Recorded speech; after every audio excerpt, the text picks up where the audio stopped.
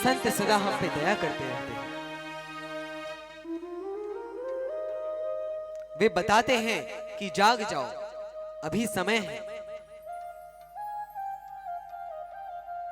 कृष्ण त्वदीय पद पंकज पंजरांते अद्येव मे विशतु मानस राजहंस प्राण प्रयाण समय कफवात पित्त कंठावरोधन विधौ स्मरणम कुतस्ते। जब अंतिम समय, अंतिम श्वास गिन रहे होगे आप, उस समय भगवान का आप क्या नाम लोगे?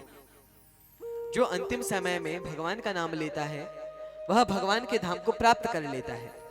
लेकिन आपने जीवन भर भगवान का नाम नहीं लिया तो अंतिम समय में तो कंठ अवरुद्ध हो जाएगा, कफ वात पित्त से भर जाएगा। उस समय में आप भगवान का नाम कहां से लोगे? जीवन भर में आपने जितना जो कुछ भी पाप पुण्य किया है वही तो याद आएगा अंतिम समय में। इसीलिए अभी से भजन करो। नृदेह माद्यम सुलभम सुदुर्लभम प्लवम सुकल्पम गुरु कर्णधारम मयानुकूलेन नभस्वतेरितम पुमान भवाब्धिम न तरेत आत्मः। भगवान ने कितनी कृपा करी। नृदेह मनुष्य का देह दिया, आद्यम सुलभम हमें सुलभता से दे दिया, और वो है कैसा? सुदुर्लभम, बड़ा ही दुर्लभ है। 84 लाख योनियों के बाद वह मिलता है। भगवान ने कृपा पूर्वक, कृपा करके, दया करके हमें मनुष्य जीवन दे दिया। प्लवम सुकल्पम गुरु कर्णधारम, यह जीवन एक नाव के समान है। यदि आपको नाव दूसरे किनारे पे ले जानी है तो आपको क्या क्या चाहिए? 3 वस्तुओं की आपको आवश्यकता है। पहली कि उस नाव का कोई कर्णधार हो। सबसे पहले तो आपके पास नाव होनी चाहिए। फिर दूसरा, आपके पास नाविक होना चाहिए जो उस नाव को दूसरी पार ले जा पाए, जिसको केवट, निषाद कुछ भी कहें। और तीसरा, मान लीजिए आपको जाना है दक्षिण की ओर और उत्तर की ओर बहुत तेजी से हवा चल रही है, तो आप जा पाएंगे? नहीं जा पाएंगे। यदि विपरीत हवा चलेगी तो नहीं जा पाएंगे, लेकिन हवा भी उसी तरफ है तो आसानी से चले जाएंगे। तो ऐसे ही भगवान ने शरीर रूपी नौका दी है। प्लवम सुकल्पम, बड़े अच्छे तरीके से बना के हमारी नाव दी है। और गुरु कर्णधारम, गुरु को, संतों को कर्णधार के रूप में, नाविक के रूप में दिया है। और मैं अनुकूल हवा चला रहा हूं, मयानुकूलेन न भस्वतेरितम और पुमान भवाब्धिम न तरेत आत्मः।